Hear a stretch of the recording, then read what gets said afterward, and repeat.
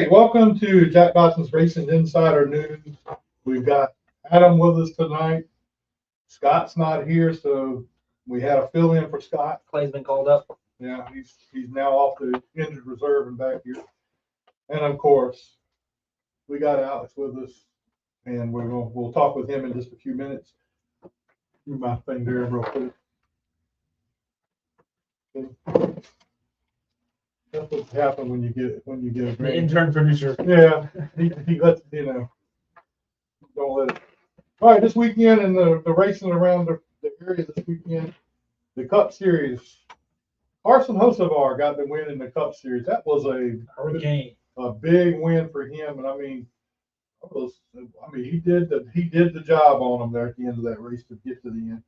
In the O'Reilly Series, Corey Day got the win.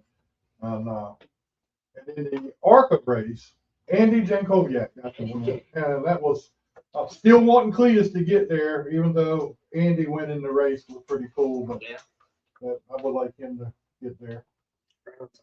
Also this weekend at Slinger Speedway, Ty Majeski got the win in the late model race up at Slinger.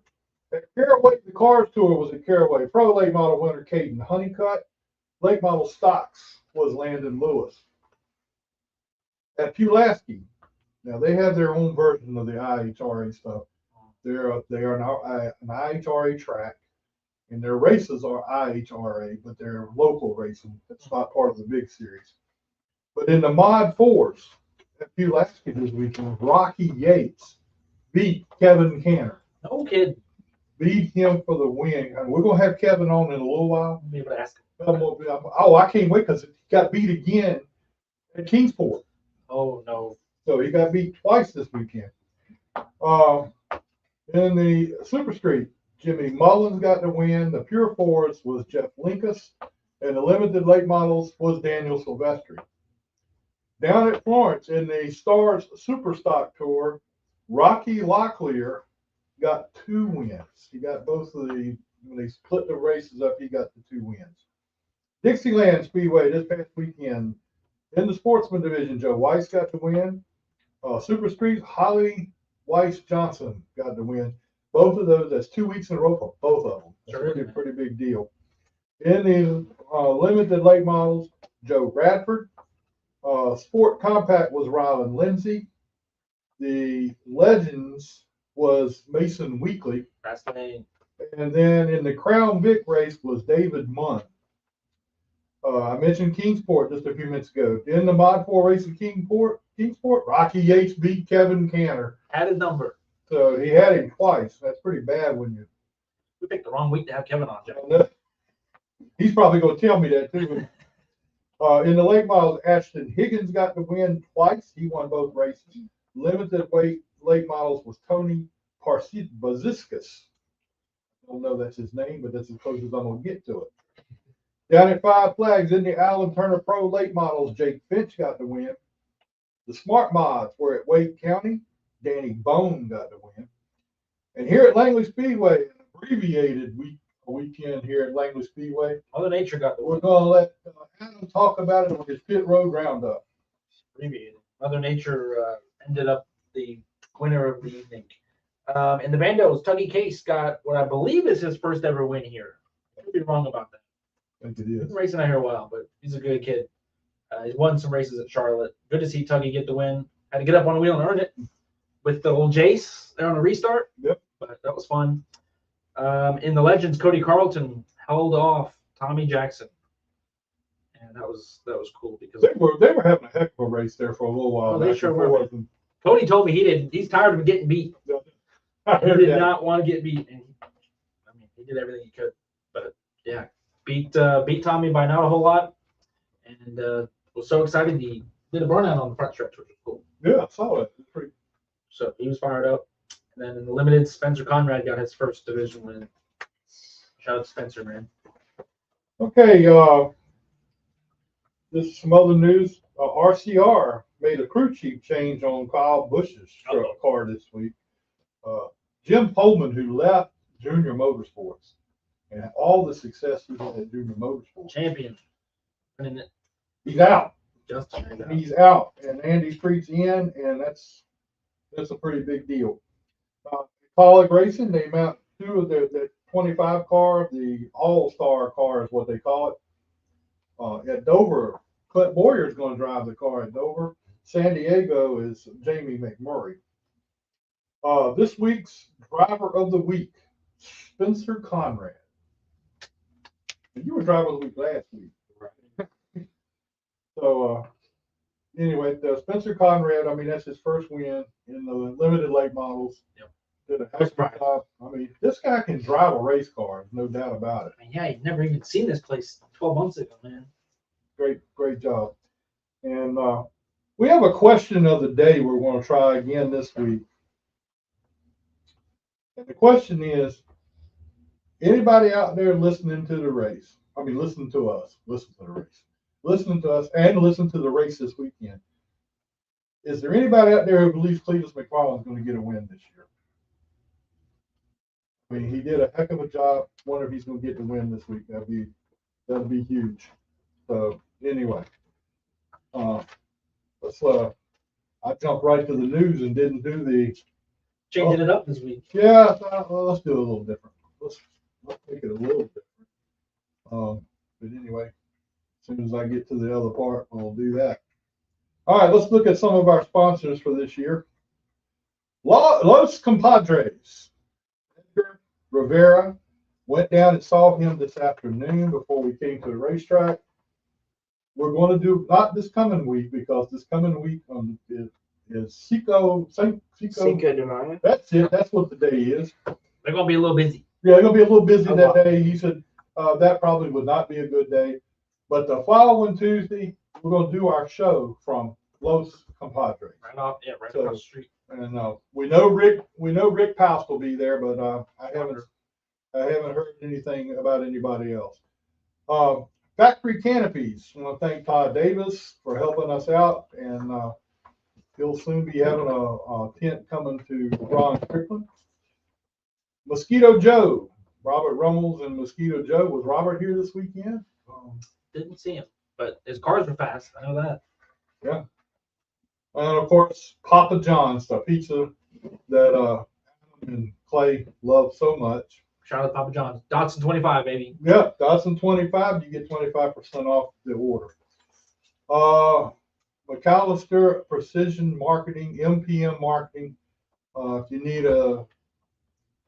anything to do with your team as far as getting an announcement out, any graphic designs, driver promotions, press release, marketing material, Chiva does uniforms. So if you ever want something like that, please get in touch with her. Bondurant. Well, I thought it was Bondurant. Bondurant Brothers Distillery in Chase City, Virginia. Want to thank Robert Bondurant. I haven't been back down there to get any more moonshine in the last little bit, but anyway. Slinger Speed. Want to thank Tim. He's got some shirts coming for us, so that's gonna be pretty cool. Langley Speedway with with Bill, Chuck, and Terry. I want to thank them all for being a part of the show. How about Fast Eddie's Barbecue? Fast Eddie. We're going to be doing a show from Fast Eddie's house coming up soon. Once it warms up real good, we're going to go over and do it. And, Once it gets that travel done. And we're going to do some barbecue over there. Pepsi, the drink of choice with Scott and I think Adam even drinks Pepsi. Oh yeah, every Saturday. Best soft drink at Langley Speedway. PPS, Hackett Power Solutions Generator and Electrical Service. I want to thank him for being a part of the show this year, and he's been a big help to us. He's in the chat. Shout out to Keith, man. C.E. Clark Contracting, Fast Eddie, his contracting business. I want to thank him for that and being a part of the show. GAC, Great American Company. We want to thank Guillermo Amaya. He's been with us for several years, and we appreciate him in a lot of ways for what things he does. Miles of Seamless Gutters, who helps us with our sponsorship giveaway every year. So want to thank them. They take care of all that. And one we didn't have last week, though we left this one off last week. Frontline Performance, race fuel parts and lubricants. The hottest gas at Langley Speedway. It may pass that. May or may not pass it. Yeah, may or may not pass that. May win you a championship. So that's a pretty big deal. So we got Alex here. And I want to talk to Alex. So what's the season been going? How's the season been going for you? Well, we got a brand new race car this season. It's Haley Nelson's old car, and it is so much faster than my old Pontiac Grand Prix.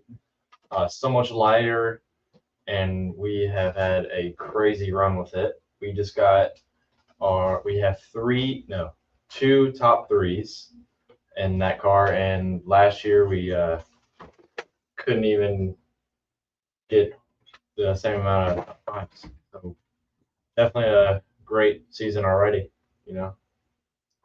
Big improvement from last year. Well, it looked like you're doing a lot better, but it looked a little faster the last time I saw you out on the track. So Oh yeah. So how's the competition level there with the Enduro?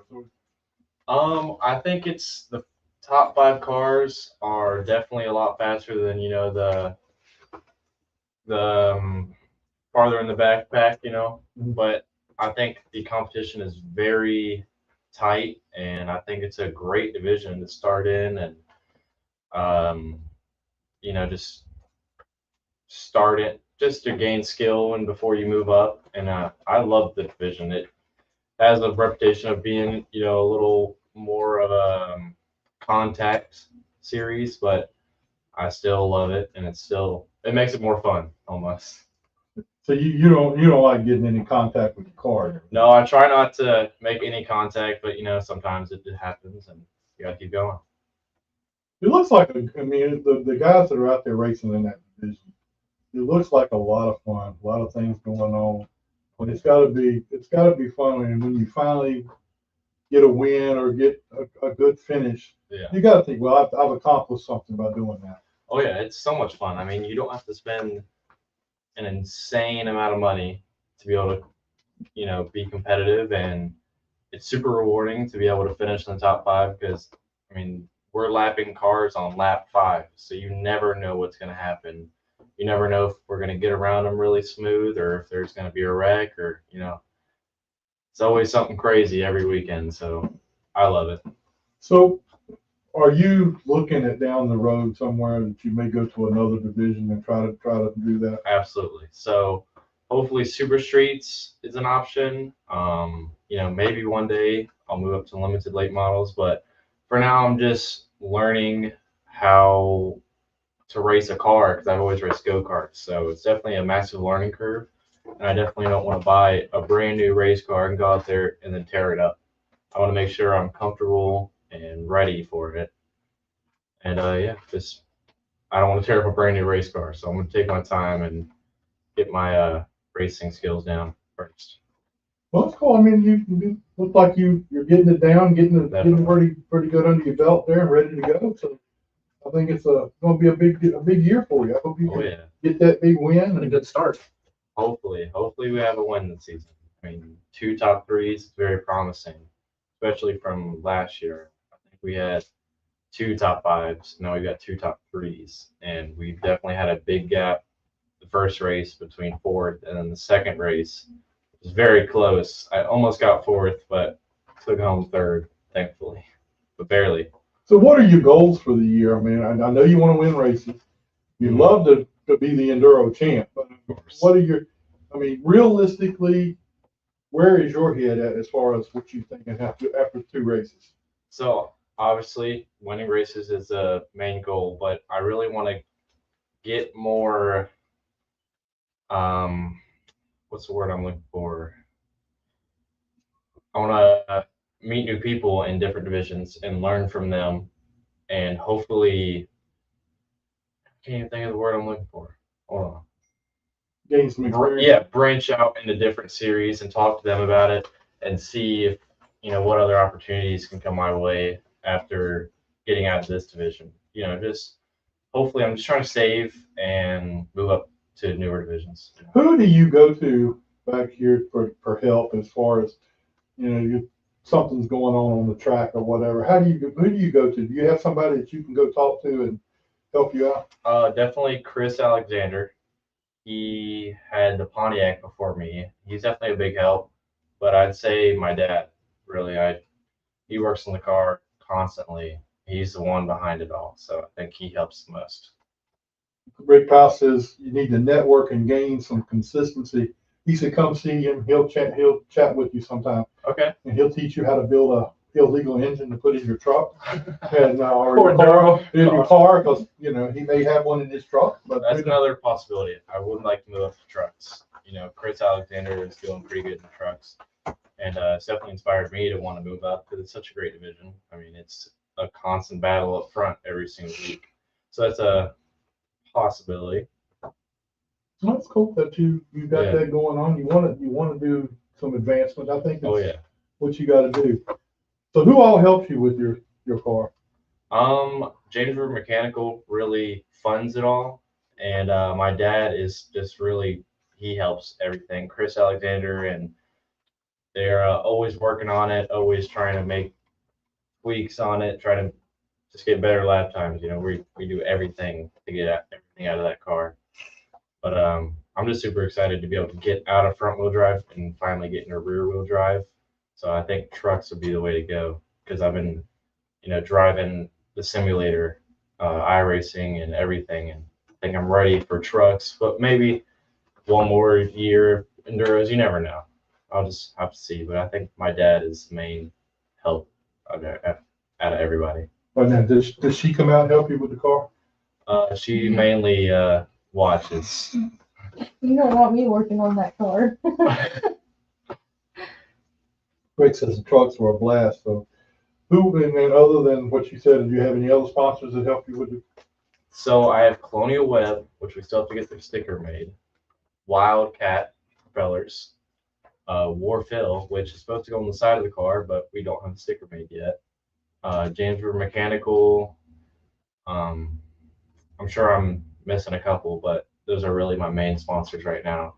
And hopefully we'll get a new wrap here soon. Hopefully. Or not a wrap, or maybe a spray paint job. I don't know if I do a wrap out in the Enduro. Now you're number 22. Yes. So what color are you looking at going to? So it's the same exact colors, but just a little more white in the. You let me down. It's gray, white, and flat black. You let me down. I was hoping you go blue. No blue. Oh, That's because that's what you used to run, Alex. I used to run a blue 22 mini stock. Uh-huh. And I mean, last year, was it Mason? Mason had a blue 22 truck. The orange Looked that thing looked just like my car. And I thought that was really cool. So I was hoping you'd say you were going to go for a blue 22. But you didn't, so. So the rest of the year, you're looking to win races and be out here every week. And oh yeah, I hope to win races. We'll see. We got to find some more better lap times in it. But I think we may have one win, a couple wins, hopefully. You know, it's a fast car. It's a lot faster than my old car, so it's a lot of getting used to and just trying to figure out how to control. It's so much different. This car is so much lighter and it's so much faster around the corners. I'm carrying so much more speed getting in the corners. So I'm definitely sliding around a lot more than I want to. So we have some tweaks to make, but I think maybe a win is on the schedule. I think you get one too. I think you got a good chance at that. I hope so. I see what Andre Greer wrote up there, and that don't make no damn sense what he just wrote there. The Southampton special. See, there's people like him and Robbie Parker. Just you're not sure what kind of people they are. You hang around, you know Robbie Parker. No, You're better off not. He works on Sam Negata's car. You're better off not knowing him. I mean, now Andre Greer is just as bad as he is. But Robbie's cool. I don't know what you're talking about. well, Alex, we appreciate you coming out and being here with us tonight for a few minutes and spending some time with us. of course. get a win, we're gonna have you back. Get you back on here and talk about your win. And be sure when you do that, I tell everybody when you get your first win, you gotta bring the trophy with you when you go. Oh yeah, don't worry. I'll Put bring it on the table. Yeah. Don't sleep with it like Scott Allen does. it. It's gonna be on my nightstand. Okay. Scott slept with his, and that was kind of embarrassing to hear about. You know. Probably still sleeps with it. So anyway, He doesn't. well, Alex, we appreciate it, man. Thanks a lot for thank coming you. and being with us. And Appreciate you having me on. we'll have you back again sometime soon. All right. I'll see you. All right, man. We appreciate it. Thank you. All right, you got the pigs down now. We got every. Huh? Picks for this weekend. Yeah. All right. Got the champion here somewhere. Well, my Truck Series champ floating around here. Where? I thought I heard him come in. Chase? What's up, brother? Oh, come on! I knew you came in. I didn't see you. Stuck in here on the late as usual. All right. Joining us now is former truck champion Chase McAdams. So, how's your season going? Pretty good. Got that win the other day. Oh, yeah, we found one. It was a tough race. Had a wrestling tournament out there in Virginia Beach, and I made it here about 5 minutes before the race. Really? Yeah, I ran, jumped in the driving suit, hopped in the truck, and went from the back to the front. And 2 trophies in one day because I've taken over the youth coach or the youth head coaching job in Cosin. And that's definitely where I need to be in life. I've been missing out helping these kids learn how to scrap. But they actually, in order to get them to sign up for the spring season, I promised I'd wrestle some opens. Went out there and won me a wrestling tournament, and came here and won me a race. Well, it was a Wow. it was a tiring day, but a fun day. Well, that had to be very big on your list to come from the back Oh yeah, and go all the way to the front. I mean, it's always we were sitting here watching. It was just, it's always a. I've done it a few times in my career. It's good for the fans, you know what I mean? And taking that old raggedy truck that we don't really work on too much and holding together, bringing it to the front. That's always a good way to do it. But I'd like to get back to qualifying on the pole. So how long have you been racing now? You've been out here for a little while. It's got to be getting close to 20 years. I started, about 17, 18 years. I started in 08. And the first championship we won was in 14. That was the first one we won. And it was 3 back-to-back-to-back. And then last year we were actually coming out here trophy hunt or championship hunting, but just had no luck last year.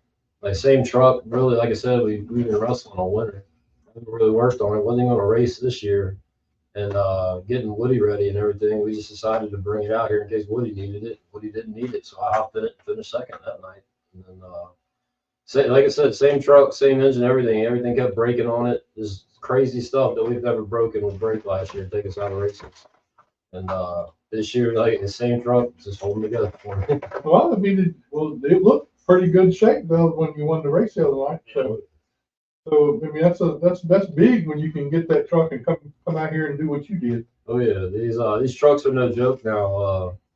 It's definitely a stout field.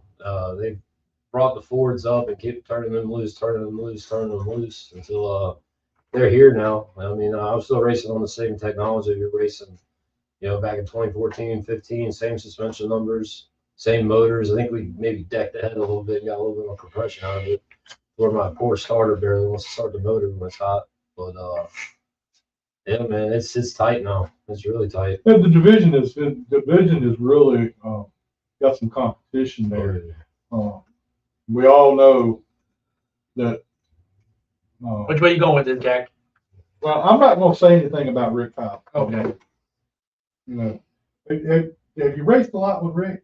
Oh yeah, me and Rick raced for years now. Since he's remember when he first came out, and he went right through the ranks quick, and he was right up to speed really fast. It took me a whole solid year. My first year, I was in high school, but a whole solid year before I turned 19. And you blinked your eyes, and Rick was right on top of it. So. Well, it doesn't. I mean, with that big motor he's got, that's. Hey man, the the last couple of years they've really slacked up on the Fords. Even if you're inside the rules, you got a stout power plant. You got a Ford over there. How a lot of these guys have changed their trucks with the bodies and the noses and everything, and yours kind of still the same truck you had all along. Oh yeah, built like a beer can. So, I mean, how much does that affect how you race with these guys? I mean, does it help them to the point where you have a harder time with them? Or? It's definitely an advantage because now you can run all this plastic and fiberglass on the front, and then we still have a weight limit they had to be, or we all have to be at. But now they can take that weight that they lost on the front and put it where it needs to be on these trucks on the left rear, because these trucks are so front heavy. They're push machines, and anything you can do to get that weight off the front to the back just picks it up. And I mean, we're doing what, about 80 mile an hour on the track. You stick your hand out the window at 80 mile an hour, it's gonna fly back. So you take a little bit of air off tires and move body panels around, and I mean, it's gonna help it. You know what I mean? But we got a body at the house. I like seeing old Bertha all ragged up in there. There's just something about it. The duct tape holding it together. I just like it. Well, I mean, you get to get that body style and that new body on there. You might be running up, way ahead of these guys. My luck around here, they'll probably just rip it off the first night. So who all helps you with your truck and getting you out here? We got Woody. He's always, anytime you pick up the phone and call him, Woody's gonna be there. We actually got him in Avery's old truck. He picked it up over the winter. We got a Ford motor in it, and he had some trouble the first week. He was out here for a couple laps, but popped the head gasket. Got it fixed. Realized that when he popped the head gasket and filled the cylinder full, it hurt the bottom end. So we had to take that motor out and put a backup motor in. And he was running pretty good with the backup motor in here on Saturday, but then we rained out, so we couldn't really see what it would do. But I was glad to see him get some laps. Because like I said, he's been out here for 3-4 years now, solid every week, all day long, helping us. And I was glad to see him starting some laps. And then Spanky's always, we all kind of spread apart during the week and work on our own stuff, but we all come together. And me, him, and Spanky just work off each other and help each other every way we can. And also glad to be in Spanky's pits when he got his first win last year. And me and Spanky been racing together all the way back to 2008. And of course, my dad, none of this would be possible without my dad. He does all the homework, all the research. Any of these motors, the Toyota, the Ford, or the Mitsubishi, he knows them inside and out, knows what they need. He can pop off cam numbers off the top of his head. Just don't trust him with air pressure. No. So he kind of messed you up with air pressure. I mean, they're pretty tight numbers, and I try to make it easy, but it's I've done it so many times, it just clicks off in my head. But they'll put 18 or so in the wrong one, and I'll find out. I know exactly what it is. So as soon as the sway board is a little too tight, but any kind of motor stuff, carburetor stuff, he knows these trucks inside and out. Like we've been doing it for 2 decades. And that's good that you got somebody that knows the motor, how to put everything. That was one of the things I had problems with when I was racing. I knew a little bit about motors and what, but I had a guy who really knew what to do with it, and that helps out a lot when you can depend on somebody like that. And we got Marty Strickland too, man. He's always a knowledge bank from front to rear on these cars. Anything that rotates or spins, that man knows what to do with it. Anytime I'm hung up in the pits, I think what Marty would do. If I can't think what Marty would do, I go grab Marty. Well, that's cool. I think you have somebody to pull from. Oh, yeah. So the rest of this year, you're looking at running the trucks here. You think about anything else?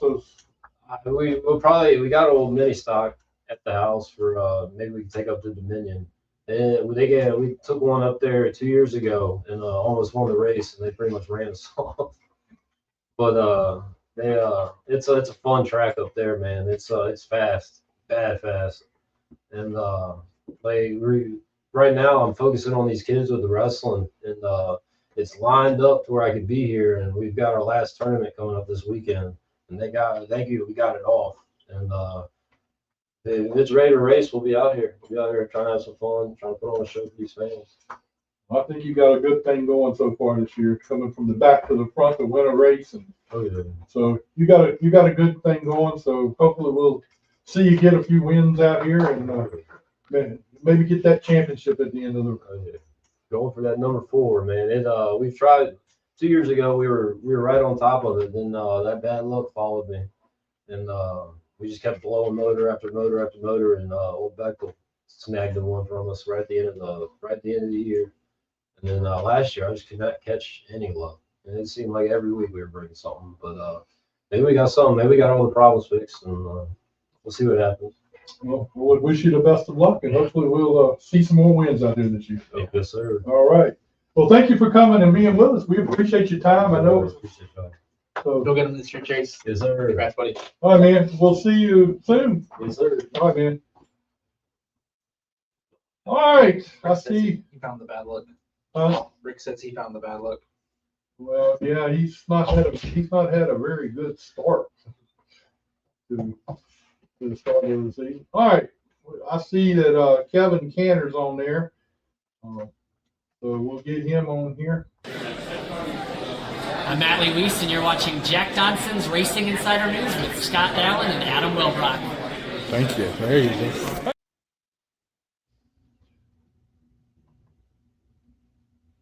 Well, it didn't come up.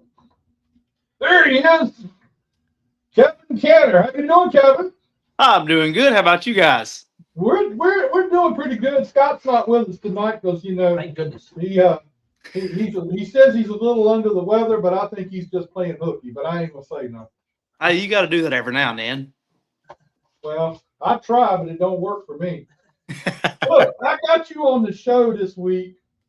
You got that 2 weeks ago. You got that 150th win. Congratulations on that, because I'm gonna tell you what, you've had a busy time over the last few years to get those wins. Yeah, it's really you never think something like that's going to happen, but we was able to get 150, and I've got all the flagmans have been nice to me. I've got the 50th win flag, 100th win flag, and the 150th win flag. Now we're going for 200. Now you're going to have to get to 200, but it looks like Rocky's trying to take care of that for you. You know, he's not going to let you get there. Yeah, I've been getting my ass kicked the last 2 weeks, but I believe we got it figured out.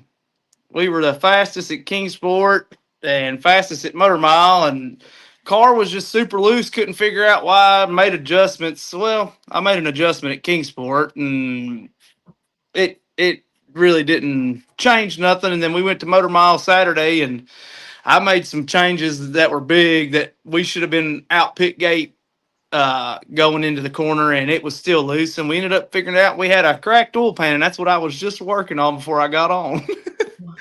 Wow. So you'll be ready to go at the next race then. Oh yeah, we'll be ready Saturday. There's enough silicone. We welded the oil pan up, and there's enough silicone on there to hold back all the water from flooding the Noah's Ark. Well, look, now you might have to rough Rocky up every now and then. You can't let him beat you in 2 straight races. I know. I can't do that though. Then I gotta deal with it when we get back home on Sunday. Well, I mean, I still want to get you and him on the show at the same time so I can start something. But evidently, now he's done 1, 2, so I don't, go tell him what I'll get him on here. Right. Well, you just let me know, and I'll try to orchestrate it, and we'll try to get on here at the same time. That'd be cool. That'd be a good time. So you're going between Kingsport and Pulaski, and where else are you going to be racing on? I mean, this year. Lonesome Pine. Lonesome Pine. So I mean, that's pretty cool. Are you going for a championship at all 3 places, or are you? That's what we're trying. I've been able to win a championship at Kingsport and Motor Mile in the same year, and in Kingsport and Coburn the same year. But the Saturdays always conflicted with Motor Mile and Coburn. So this year they all work together, and it don't. So we're trying to put make this 17 championships on the board after this year. That's a combined. 16 championships and 150 wins. Woo. Man, I'm gonna tell you what, that is totally awesome what you've done. Yeah, we worked hard for it, and I mean we were set up for success when I bought my dad's car. But I ain't been running it a whole lot lately. Been running the tube car. It's really good at Kingsport, and I don't know if it's as good as my floor pan car at the Pine and at Motor Mile, but from what it showed the other night at Motor Mile, I think we're going to have a really good piece up there. I've always struggled on entry up there, and uh, exit was really my strong suit. That's where I got everybody at. But the other night, that thing was killer on entry. I could drive from 3 car lengths back up to Rocky. I mean, I'd have to get on the brakes hard to keep from running over top of him. But then once all the weight transferred and everything transferred, the oil was transferring to the right rear as well. So we weren't able to get back to the fuel. So I think we'll have a shot at a really good shot at everything. We're a little bit behind we're leading the points at Kingsport. We should be 2 behind at Motor Mile, and then we're a couple behind at Lonesome Pine. The first race over there, we led the first 15 laps, and then we had a motor go down. So we got it back. It's what we got in the car. So hopefully everything stays together and we're able to pull everything off here. I think you got a good thing going with that too. I mean, running all 3 of the tracks. What's it like at Lonesome Pine now with all the changes they've made? Oh, Joey, he's brought that thing to life, and he'll do whatever it takes to get car count. Regular race, if you have less than 11 cars, it's 400 to win. Kingsport, it's 290 to win, and if you get over 11, it goes up to 500. And this weekend, he told every division except for the limiteds, if they get over 20 cars, the purse will go up from 2,500 to 3,750 for twin races, and then all the support classes they went from their regular purse to $1,000. So track's super smooth, tons of grip, and he's redone the infield. The old concession that was run down in the center of it, it's moved to turn 3 and 4, and it's combined with the tech shed. It's all inside. You can pull all 3 cars inside, the top 3 finishers, and tech all of them inside, shut the doors on each end, and not have nobody looking and gawking. It's super nice. Yeah, I mean, I've heard a lot of great things about it, and I can't wait to get a chance to get down there to see it. I mean, I want to come one night when you're racing down at Lonesome Pine. That would be cool to come down and see you race again. Yeah, I think we're scheduled for every race that's scheduled down there, so we should be there if you come. I think it'd be a lot of fun. So now you got to go and figure out a way to beat Rocky, and I know you're gonna figure it out, and then give him a hard time this coming weekend. Oh yeah, our biggest problem is just was the oil leak the last 2 races. We got the motor back, and I just think we turned so many RPMs that it just stressed the oil pan and cracked it. And now we got it welded up and all that. I'm gonna take I just finished putting the oil pan on it and all the gasket maker, and I'm gonna let it sit 24 hours, and I'm gonna bring the pressure washer home from work tomorrow, and I'm gonna clean the car up, get her set in there, and get her fired up, and have her ready to go for this weekend. So where you at this weekend? At Coburn. You're at Coburn this weekend? Yep, Well, yep. That'll be cool. That'll be a good race to go to and be a part of that. That'd be a lot of fun. Oh maybe yeah. Maybe I'll get down there real soon. Well, Go ahead. I said, just let me know when you come, and I'll get you way in. All right, man. But look, let me ask you a question. How much changing in the car do you have to do from, Kingsport, the Pine, and Motor Mile? I mean, there's got to be a lot of changes between the 3. Well, not as much as I say that. No, usually I only change gear, and then maybe tighten or loosen it here and there. But from Kingsport to Coburn, we don't have a whole lot of changes. Change gear, maybe snug it up just a little bit. But the last 2 races, I threw the kitchen sink at it. So I'll be glad to not have to do that to try to chase an oil leak. But now it'll be pretty good. Basically just changing gear and then just a little fine tune here and there once you get there, tightening and loosening. That's about it. Well, I thought there'd be a whole lot of difference as far as the running gear and everything, that you'd have to make some changes between the 2, because it always seemed to me that Lonesome Pine was way different than the others. Well, you pack a little more gear at Kingsport versus Lonesome Pine, which the gear that I used to run over there, it's still about the same because they changed the tire. They done a different tire this year. We're on the Hoosier 800 over there, so you still can just about run the same gear. Uh, we got to run a few points less, and then at Motor Mile, it threw us all for a loop. I mean, everybody's usually from like a 607 to a 614, and I pack a 20 some, and I mean it wasn't enough. So I mean, and they changed tires too. They're on an American Racer up there, so I mean everybody was through for a loop. We got up there and it started raining, so we didn't know what to expect, gear wise, nothing wise, because it wasn't looking like we were going to get to practice. It looked like we were just going to roll out for the race, but everybody ended up getting a 10-minute practice, and that rolled over to their qualifying run. So we got a little info there, but I'm sure it'll change when we get a day that is nice and sunny and hot and not cold and rainy. I'm sure a lot of stuff will change. Now, the track, you said the tracks have different tires between them. What's the Pine runs the Hoosiers, or? Yep, Pine runs the Hoosier 800. The Motor Mile runs American Racer. I think it's like a RM 70, something like that. And then we got the Cobra at Kingsport. Wow. So you got to go out when you go do that. You got to go out with a whole new, new tires and everything at different tracks. Yep, we gotta have a set for all three. So that's the only really the big challenging thing for this year is finding the funds to keep up with tires for three tracks. Because see, the last 2 years, Kingsport and Coburn were kind of on the same page with the Cobra tire. They were both running a Cobra tire, so you didn't have to buy two different sets. But where Joey and them, they went NASCAR and stuff like that, and they stayed with the Hoosier. And then Motor Mile, they're through the IHRA deal, and they've got to deal with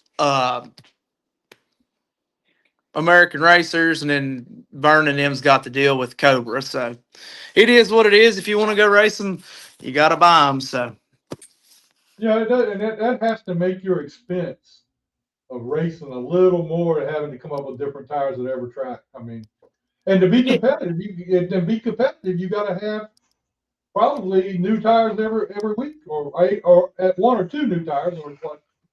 yeah, the Kingsport, the Cobra, I mean, they wear pretty quick. When they first came out, I don't know if they've changed the compounder now or what, but we were getting about 8 to 9 races out of them, and now we just buy probably every 3 or 4 weeks, put on the right sides. The 800s, they've got a tire, which Kingsport, they don't have a tire rule, but Coburn has a tire rule. You buy 4 the first race, and then you got to race them for 3 races, and then on the 4th race, you can buy 2. It's optional if you want to. But I don't know. I mean, I'm sure I will, because if I get 2 more tires, I mean, we could make it on all 4, but I think it'll come down to the wire where we will have to buy 2, and then the same thing, Motor Mile will be on the same thing where you buy 4, and then on the 4th race you can buy 2. But I'm telling you, those American racers, they really shocked me and Rocky. We really liked them a lot. Now, I know they were a pain in the ass to get warmed up on warm-up laps before the race. Usually you can take a Hoosier, the Cobra, and have it warmed up in 2 laps, swarping it back and forth. But, I mean, they had us swarping laps for 6 to 7 laps. And, I mean, you still turn the tire and the tires just chatter. You turn left and the car goes straight. But, I mean, after you get some heat in them, I mean, they were good tires. They slowed down a lot from what we were on at Motor Mile. I mean, we were almost 9/10 slower, but I think it's going to be a better deal where it lasts and you're not having to tire race. I mean, that's just buying tires every week to race. Yeah. Well, Kevin, congratulations on your 150 wins, and hopefully I'll come down there and get to see you win one. I want to come down there and be there when you win one. Well, you come down anytime. You let me know when you come, and I'll have you paid for at the gate, and you just got to walk right in. All right. Well, we'll do that, and we appreciate you spending time with us tonight. And go out there and beat Rocky this week. That's the plan. If we can keep the oil off the back tires, I believe we'll have them covered. All right, man. We appreciate you being with us, and we'll talk to you again real soon. All right, guys. Thanks for having me. Thank you. All right. See you. I want to go to this track. I mean, I went there years ago when the old Hooters Pro Cup Series was there, and everything has changed now down there from what I'm hearing. So that's a pretty good deal. Well, I see Trent is with us, so we're going to have to get Trent on here and talk with him for a minute. So let's see what we got here with. He's Woody Howard. Driver of the 41 RC Paving and Sons Chevrolet. You're watching Jack Dodson'S Racing Insider. All right, that's my main man, Woody Howard. Let's get hello, Trent. How you doing, sir? Hey, Jack. How you doing? I'm doing great, man. I've been wanting to ask you a question. I haven't made it to the racetrack yet this year, but I've been wanting to ask you a big question. This year has got to be a lot different than what you've experienced in the past. So how is things going? Yeah, it's definitely different. Really hard to explain in some ways, but with us taking on the Ram program on the truck side, pretty much left our Cup organization running a different OEM and really having no engineering tools or support to move forward, in the Cup Series. So had to really put our notes together from last year and try to work forward a little bit in an old school way, but obviously a lot of our historical notes and so forth was created through simulation and track data. So thankful for the guys that take really good notes. And we've had an okay season. Sometimes things are up and sometimes things are down, but it's we're really just trying to build our program, trying to be more independent as a race team. We don't have any alliance with any other team. Just trying to move forward. So kind of taking a step back to move forward here in a few years. So still excited about everything we got going on, but definitely racing in a different way I have, at least in the last 8 years. I mean, the big thing these days is the sim program and all that. And you guys are not part of the OEM sim programs for anybody because you're kind of independent. How does that work with you guys trying to get the everything together as far? I know you and Andrew have to work together hard to get everything like you want it. Yeah, thankfully, I have someone like Andrew who I can work really close to. We can agree on the same things, and pretty much we decide just to set our race cars up identical. That makes it a lot easier on the crews, a lot easier on the shop when we're giving them build sheets. And like I said, right now we, the one good thing about the next gen, let me back up, is it's not a car that everyone's building all these different designs of, right? It's a car that you buy. It's a car that's kind of spec'd out. Obviously, there's advantages and disadvantages you find throughout working with it, but the basis of the car, we have the same car that other teams run. So thankfully, we can apply setups and geometry from stuff we did last year to our cars this year and have some level of confidence going to the racetrack. The hardest part for us is when we get to the racetrack and the handling's not too good or drivers aren't too happy, and trying to work forward and make good changes for Sunday. That's really the difficult part. I feel like our processes are pretty decent getting to the track. If we don't have a great baseline once we get there, it makes things really difficult to try to fine tune for Sunday. Yeah, I mean, it's like you're out there on an island by yourself a little bit and trying to race with the Hendricks and everybody else that's out there. I mean, that's got to be probably one of the hardest things in the world when you don't have that support. And, KAULIG's always been a race team that has had good support. And this year you're out there on that island by yourself, and it's got to be a lot rougher. Yeah, it is tougher, but I've been in this deal a long time. I guess I'm considered a veteran now in the Cup garage, but at least we do the best we can do. And I do have some level of satisfaction when we do go out and perform well with not as many tools. So we don't give up on it, right? We're still as excited. Yeah. We're motivated to work as hard as we ever did. It's just working in a little bit different way. And honestly, sometimes it's fun in its own way, but to sustain what we're doing now for long periods of time would be pretty much impossible. So we're currently trying to build our engineering tools in-house and using some other engineering firms, and hopefully by midsummer, late this season, we'll be able to operate and, like I said, be able to work forward on the weekends a little bit better than what we're able to do right now. With a guy like AJ driving and everything, where in your mind do you think your best opportunity to get a win or have a great finish, where do you think that's going to be? I mean, everybody's going to say road course for AJ, but where do you think it's going to be? Yeah, the road course is the obvious. I mean, obviously you get AJ in anyone's car, he's going to be competitive at the road races. But I think he has, especially with the next gen car, I think he's come into his own, especially at the intermediate tracks. The Charlottes, even at Nashville. You start looking at some of those faster ovals. He has a really good feel for the tire, I think, and his feedback is excellent to me and trying to make good adjustments on the car. So, if I had to pick tracks that I think we can excel at, it'd be those faster ovals versus the short tracks. Yeah, I think so too. He's a diversified driver. He can drive in different things and do well. So I think you got a good driver there. Oh, absolutely. How important is it when you and Andrew and the two teams work so close together and you say you set your cars up the same, you do you work together like that? Does it help that you have a guy like Andrew and his team there to help? They can try something, then you can try something different to see how things go? Yeah, and that's really the reason. Like we build our cars from like 2 weeks out. We start building the build sheet for the suspension room, and as it goes through assembly, if I adjust camber or we decide to adjust camber, we do it on both cars, and then it gets to the setup plate through all the measurements, setting the floor, setting the body specs. We mimic each other. Same guys are doing the work on both cars.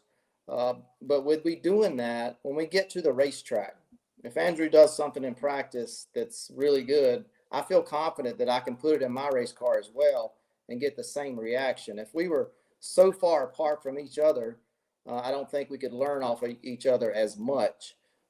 We haven't really got into the mode of going to the racetrack different and just seeing. We've kind of used the theory of going to the racetrack the same, and when either he or I make good or bad adjustments, either way, we have confidence to not do it to our car or do it to our car. So I think that's worked really well. It really helps the production flow of our shop. And I think for us being a smaller team and doing things the way we're doing right now, production flow in our shop is probably one of the key components to having good performance on the racetrack. So, it's nice to have Andrew be a part of our organization and working with me like that and agreeing. And it's not every day you can find two guys that can work together like that. Now, how about your two drivers? How much do they work together? I mean, Ty and AJ, how well do they work together trying to figure out things to help you guys? Yeah, I mean, it's the same situation, right? We're trying to do driver prep, sending them videos or asking them to do certain things based on something we may have seen last year. We're sending them the same information every Monday after the races at, around 10:30, we have a call in that we all talk together and convey with each other. We meet after practice, after qualifying. So yeah, there's a relationship with both drivers, both crew chiefs, competition director. All of us are always talking to each other and just really trying to be on the same page and just keep moving forward. I'm going to ask a question, and you probably are not going to be able to not want to answer the question itself, but being as you got the Dodge deal going on with the other side and the Ram deal, whatever you want to call it, over there, how hard has that made your job when the Ram deal is getting all the credit and getting all the publicity and probably getting all the good stuff over there with them, and you guys are having to fight, to do well? How hard does that make it for you to be there and be a part of that? Well, it's not really that hard because it's for KAULIG racing. The Ram program is an excellent opportunity to be a part of an OEM.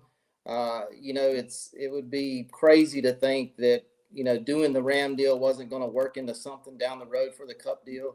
That's just the obvious that everybody should probably know or expect.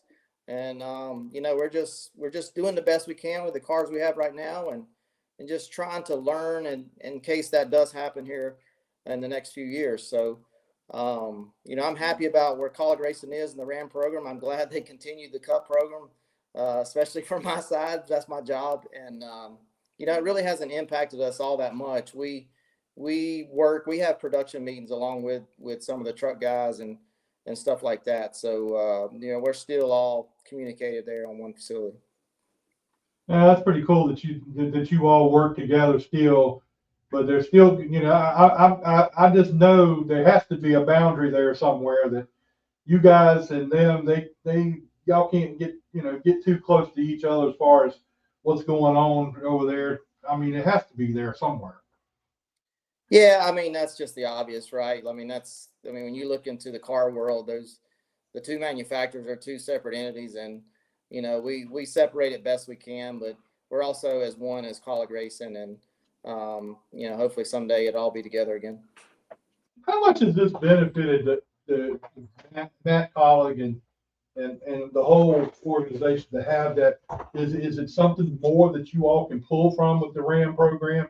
I mean, is it really beneficial to the whole organization? Well, I think that Matt's put a lot into these race teams. He's built it from just 6 or 7 guys into what we have now with over 100 some people. So, and all these teams, all these vehicles, he's built a really big race team and just a phenomenal owner. But, when you start looking at all the OEMs involved in NASCAR, was Matt's race team going to be a part of one of those in a major way? And I think, he said, this RAM deal is his opportunity to be a big player with a big OEM, and that's the direction we went. And it's been a really blessing to our race team. I mean, I think we all know, like you said a minute ago, we all know what is going on or what's leading up down the road a little ways. We know what the possibilities are. I mean, is that something that you as a crew chief and your team, I mean, y'all have to look forward to that, to know that there's something big may come down the road? Well, I mean, we have hope. That's nothing that I surely am aware of, but I just know that with all the excitement surrounding our RAM program on the truck side, I'm just hoping that trickles over to our side at some point, and we'll just see down the road if that happens. Well, I'm hoping the best for you, and hopefully we'll get to see you sometime real soon at one of the racetracks. I haven't been to the racetrack yet this year. Yeah, well, please stop by. Like, always enjoy talking to you at the track. Well, and being that you are the better Owens brother, the better working Owens brother. I've got the other Owens full time now. He's been going about all the races this year. Oh, he is. I hadn't had a chance to talk to him either. Yeah, he's been on a lot of part-time cars here of late. So. Well, cool. That's a pretty good deal for him then. Well, Trent, appreciate you spending a few minutes with us, and hopefully we'll see you at the racetrack real soon. And good luck to you the rest of the way, and we'll talk to you again. All right, man. You guys have a good night. You too. Thank you, man. Bye.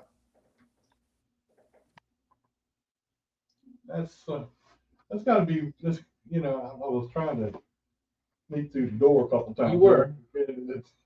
I'm sure he's had a few people try it. Oh, I'm sure of that. But I was trying to hit the little door there a little bit and say, okay, tell us a little bit. But I think he did, in a way, say there's a possibility of what could happen down the road, and it's pretty obvious. Well, yeah, I think they joined for a reason, right? They didn't just join to be in trucks, the rest of their existence. And I talked to somebody, I guess it was one day last week from down there, and I talked to them, and they said, there are other teams that are, at least one other team that's really looking to move into the Dodge program. Yeah. And we'll see how that works out. I mean, I'm not going to say who it is, but anyway, that would be cool. Yeah. All right, let's get Sean's on here. We've got to get to him. I know he's been waiting for a little while, and I mean, I want to get him on and talk with him a minute. So, Hi, this is Greg Edwards, driver of the 21 late model stock car. You're watching Jack Dodson'S Racing Insider. All right, and let's get Sean on here. Hey, Sean, how you doing? All right, my friend. How y'all doing tonight?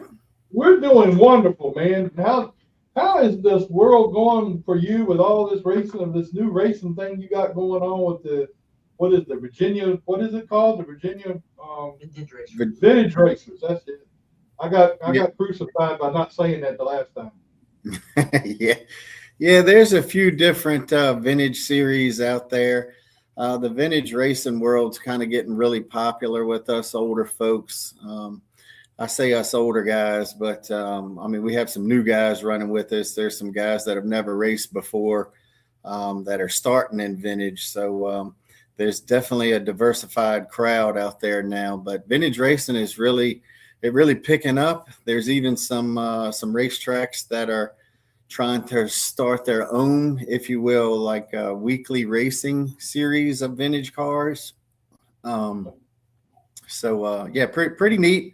It's a unique kind of series, as we like to call it, division, if you will. So, yeah. So tell us a little bit about your car. Now, tell me if I'm wrong. I heard that your car is kind of painted up like somebody else's car that you know, in your family or something. Tell us a little bit about that. Yeah, so that is my car. That car is actually an old Winston Cup car. It's an old Hendrick Jimmy Johnson car, and always had this vision of building a tribute car, really just for like a showpiece to carry around.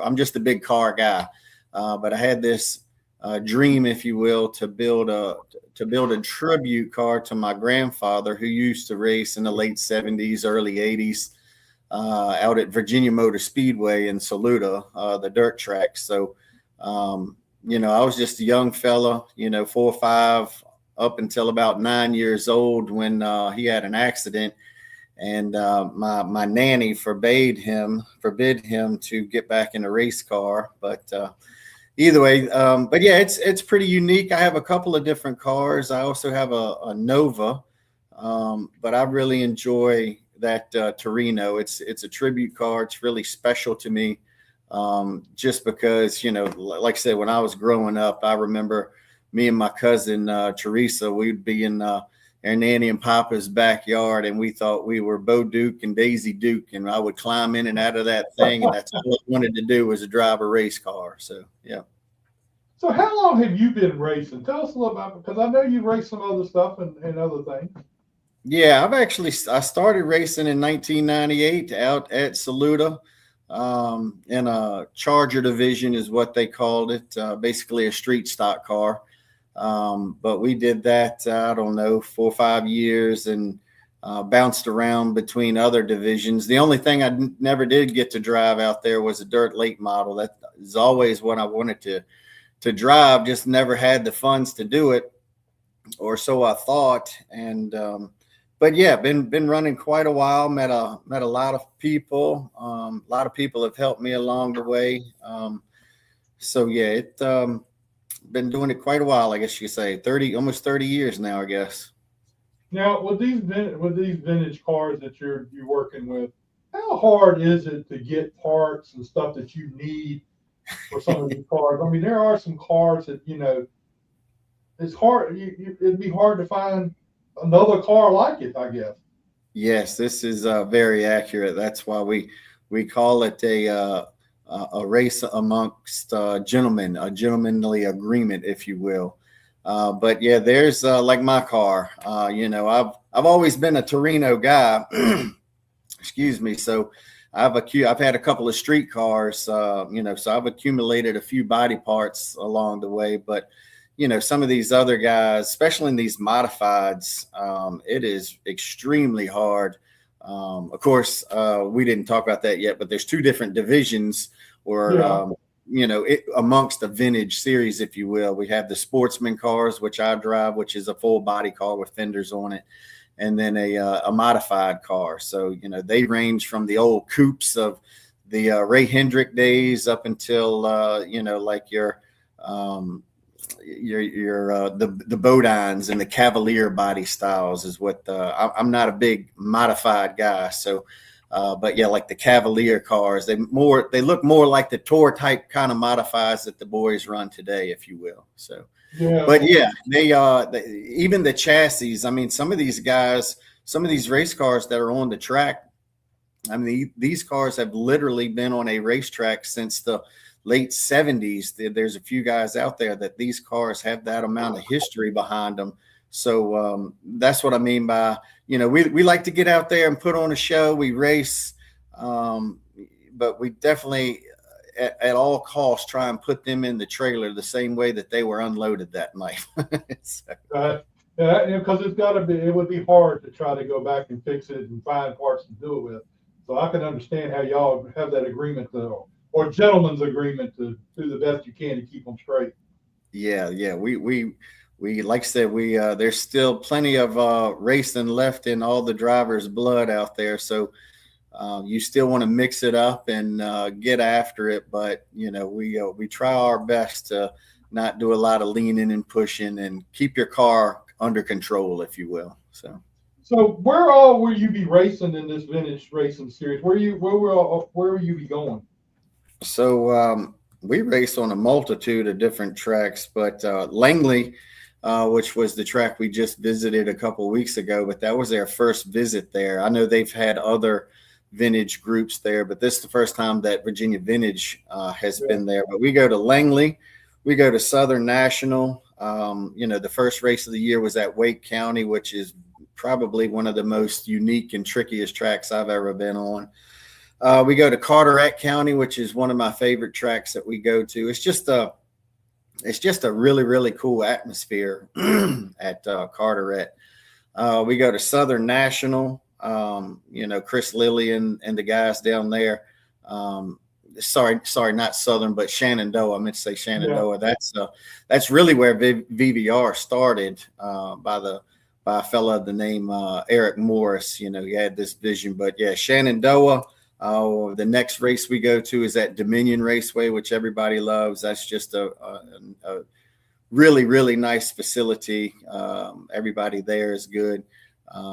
Franklin County, and I think I got everybody. That's where all we're at this year. There's still a lot of tracks with some history that we'd like to get to, like your South Boston's, and we're hoping that like Southside Speedway, when they come along, we get the opportunity to go back there as well. Yeah, I think it would be great to see those vintage cars. I fell in love with them here in Langley when y'all came to Langley. I mean, I thought that was really cool. I mean, your car really had me mesmerized because I knew a guy that used to race a Torino at Southampton and had the same color. I mean, the numbers were different, but the color was the same. And I was mesmerized by your car. Yeah, well, I appreciate that. A lot of time went into it, and like I said, it's just something that I'm not exaggerating. I've honestly had that dream, even if it was a street car. I just wanted to build a throwback to my grandfather's car. But yeah, a guy by the name of Joe Hall. I know probably a lot of people watching know that guy's name, but he did most of the fabrication work. It was really tricky because that chassis is a 110 wheelbase car. Well, a Ford Torino, a 1970 Ford Torino, is actually a 119 wheelbase car. But unless you're really a Ford enthusiast or guru, you'd never tell it by the way he put that thing together.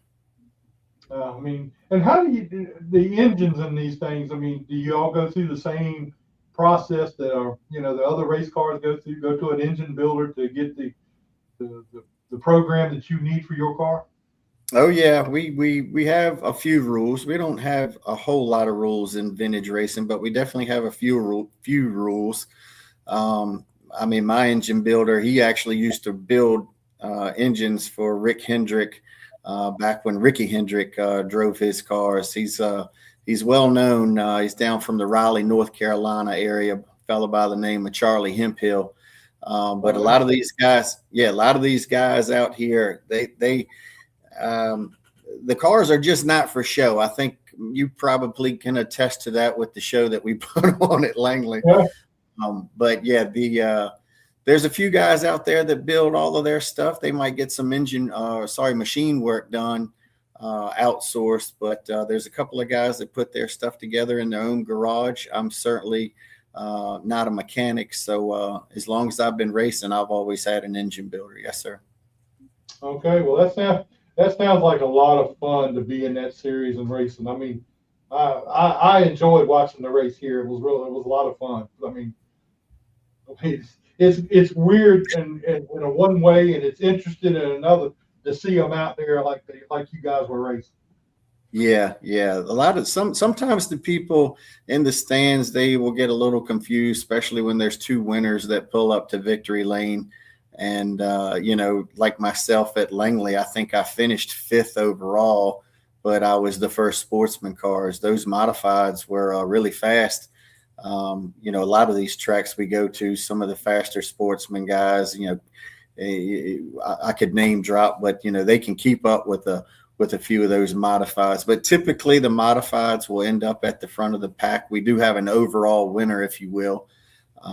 You don't get a bigger trophy or anything, but it's just bragging rights. But on the rare occasion that a sportsman guy does get the overall win, it's pretty neat.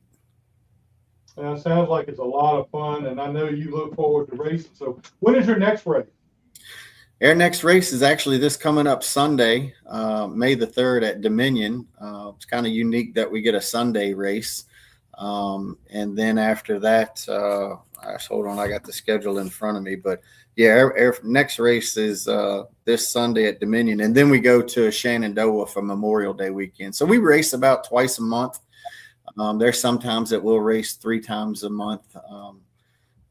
You know, like a lot of these weekly divisions, you know, you get a week off to do your own thing. My son races. We just got him into racing last year. We race full time with him. He's a 4th generation driver, and his hometown track for now is Dominion Raceway. So it's a cool family deal. That's a way to do it, to have a family racing thing. I mean, it's really cool to see you racing, your son racing. You know, that's a lot of fun, a lot of memories for both of you guys. Yeah, my definitely a bucket list for me would to be on the track with him at least one time. We tried taking the cars one time last year, both his car and my car, to a racetrack that they ran both of those divisions that night.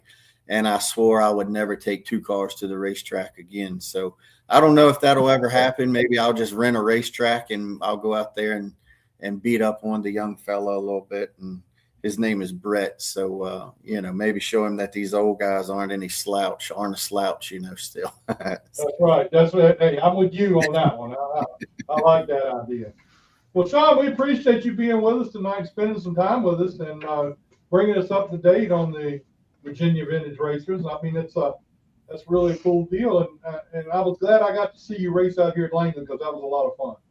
Yeah, definitely. Thanks for having us. We love the exposure. We'll be back at Langley on August the 27th. Langley is probably one of my most favorite tracks, and I'm not just saying that, but that we go to. It just kind of, I guess you could say, fits my driving style, if I have one, but I don't know, for whatever reason, I've just seemed to do well there. So we look forward to Langley, and I was really, really excited that Virginia Vintage Racers got on the schedule this year. So yeah, can't wait to get back there in August. All right, man. Well, I can't wait to see y'all back here in August, and we'll talk to you again soon, and maybe we'll see you when you're out here, and we'll get you back on here again soon. All right, Jack. Thanks for having us, man. All right, man. Appreciate your time. All right. Have a good night. You too. Bye-bye. I love that vintage racing. I don't know why. It hit me, and man, I love watching it. I love watching it. And his car, you know, It's sharp. 25 years ago. 25 years ago. Well, it runs. You gotta be Justin. That ain't working. It runs just as good. Yeah, that's really cool. Yeah, with 2 classes, man. All right, well, tell us what we got going on there, Clay. Tell us. It says limited late model picks for this week. Adam is still in last. Adam picked Spencer Conrad. Come on, baby, 2 in a row. Jack picked Tucker Jones for for his main pick. Only one race to pick at 50 laps. I know that's gonna be. Scott picked Daniel Harrell, and I picked Mick Sample for the dark horse. Adam Underdog pick. picked Danny Harrell. Hot Wheels, baby, come on. Jack picked Hunter Waltrip, Scott picked Doug Warren, and I picked Sparky. I don't know. I don't know if you consider Doug Warren a dark horse.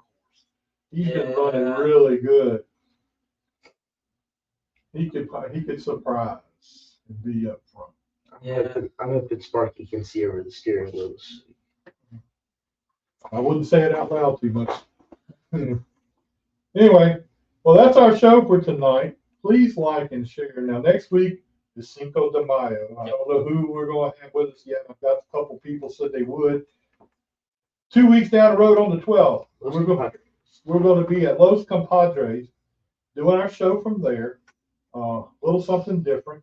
Edgar wants us to come and be there and do the show. He's going to set it up whatever way we want it. He said he'd give us whatever we want there. So shout out to Edgar, man. So he has been awesome. He really has. And hopefully we know Rick Powell. We know Rick's going to have the truck sitting out front. I don't know. I would hope he would. Yeah. I think good looking truck, man. So we can go out there and talk to him at the truck. You know, we can check his motor, make sure it's small enough. Yeah. Yeah. But anyway, but yeah, that'll be a lot of fun to do that. And then in a couple weeks, hopefully, or a few weeks down the road, we're going to be going to Eddie Clark's and doing the barbecue thing at his house and hanging out at the house and being a part of that. That'd be fun too. Yeah. So anyway, please like and share our show and tune in again next week, and we'll talk to you then. I'll have a list out this week of who's going to be on the show. Oh, also I want to thank Ashley Miller Media. She and I are going to be doing some stuff as far as every week for the show. She's going to help us with some more graphics with the show. Cool deal. And she's going to be at Lonesome Pine this weekend. She said we ought to go out there, but I can't do it this weekend. But I sure want to go out there soon. So that'd be a lot of fun. Yeah. All right, guys. We'll talk to you again next week, and have a good week.